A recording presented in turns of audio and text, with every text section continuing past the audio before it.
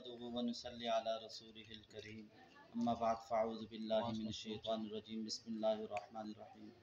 میرے بھائیو، دوستو، بزرگو، حدیث پاک میں اللہ تعالی ہم سے فرماتے ہیں یا ابن آدم تفرغ لعبادتی، ابن آدم اپنے آپ کو میری عبادت کے لیے فارغ کر دے۔ پھر آگے اللہ نے کیا فرمایا، املأ صدرک غنا، اگر تو اپنے آپ کو میری عبادت کے لیے فارغ کرے گا میں تیرے سینے کو غنا سے بھر دوں گا۔ اور دوسری بات کیا کی اللہ نے، وَأَسُدُّ فَقْرَكَ، تیرا فقر دور کر دوں گا۔ وَإِلَّا تَفْعَلْ مَلَأْتُ يَدَكَ شُغْلًا وَلَمْ أَسُدَّ فَقْرَكَ، ابن آدم اگر ایسا نہیں کرے گا تو پھر دیکھ تجھے پریشانیاں، مصائب، تکلیف کیسے گھیرتی ہیں۔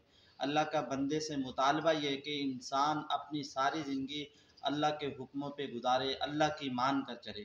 ایک حدیث پاک میں ہے، حدیث قدسی ہے، اللہ نے فرمایا کہ جب میری اطاعت کی جاتی ہے، انی اذا اطعت رضیت واذا رضیت بارکت ولیس لبرکۃ النہایہ وانی اذا عصیت غضبت واذا غضبت لعنت وان اللعنۃ لتبلغ من البلد السابع۔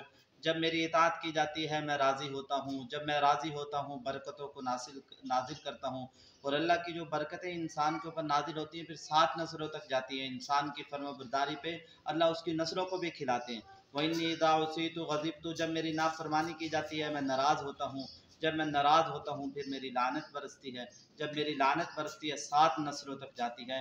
اس لیے ہم نے دنیا کے اندر اللہ کو پہچاننا ہے، اللہ کو راضی کرنا ہے، اس کے حکموں پہ چلنا ہے، اس کے نبی علیہ السلام کے طریقے پہ زندگی گزاریں گے، اللہ تعالی ہم سے دنیا آخرت میں راضی ہو جائیں گے۔ اللہ پاک کی ذات عمل کرنے کی توفیق نصیب